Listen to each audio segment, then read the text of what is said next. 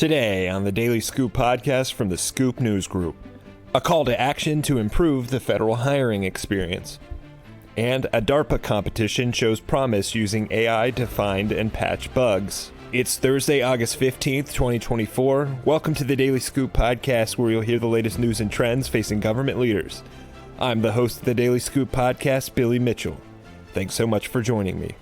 Have you registered yet for the largest annual gathering of C-level executives, leaders, and innovators from the government and tech communities? FedScoop's 15th annual Fed Talks is just under a month away. The annual gathering brings together more than 1,000 of the country's most influential leaders for one day of discussion, exploring ways technology and people can transform government and our nation. Topics for this year's event include federal AI adoption, zero trust security progress, 21st century digital services, cloud security, bolstering the federal tech workforce, post-quantum cryptography, and much, much more. Sign up today at fedtalks.upgather.com. Now to today's top headlines. The White House and OPM have joined together looking to refresh the federal hiring experience. A new memo sent to federal agencies Wednesday aims to improve the hiring experience for job seekers and officials who hire them in what the White House termed a call to action to reduce the time and burden of that process.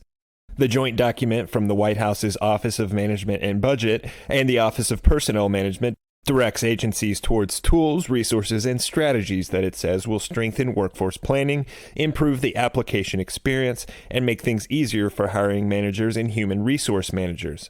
Specifically, the memo includes guidance that agencies should be developing hiring objectives that are informed by data-driven workforce planning, taking advantage of pooled hiring actions, ensuring that announcements have a job title that resonates with job seekers, promoting collection and use of data on the time it takes to hire people, and ensuring that systems used in hiring are being effectively used to measure and track the priorities in the memo. To ensure the government actually meets the goal of improving the process, OPM will be monitoring the progress on the memo through hiring experience metrics. The next steps for OMB and OPM include conducting research on the application portion of the process and analyzing barriers that agencies encounter in carrying out the memo. OPM will also develop automation tools to streamline sharing of information regarding applicants within and between agencies to the extent allowable. In other news, the Pentagon is one step closer to building autonomous mechanics that can find and fix vulnerabilities in the world's digital underbelly. And all it took was a few $1 million in a contest with some of the best and brightest at Hacker Summer Camp. At this past weekend's DEF CON conference, the Defense Advanced Research Projects Agency convened 90 teams and asked them to build autonomous agents to probe open source code bases, find vulnerabilities, and automatically fix them. Building technology capable of doing so represents a white whale of AI development, a difficult-to-achieve technological breakthrough that could deliver massive gains in cybersecurity. Whether the participants of the Artificial Intelligence Cyber Challenge will be able to build that tool remains unclear, but this past weekend's competition delivered positive signs that recent innovations in AI might enable such a breakthrough.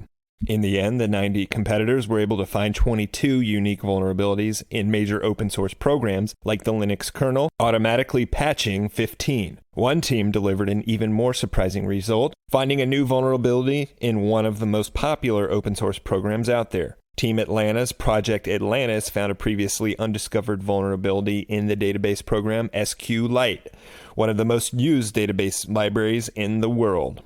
For more news at the intersection of the federal government and technology, visit fedscoop.com. Thanks so much for tuning in to another episode of the Daily Scoop podcast, available on all podcast platforms. If you've already rated the podcast on your platform of choice, thanks so much.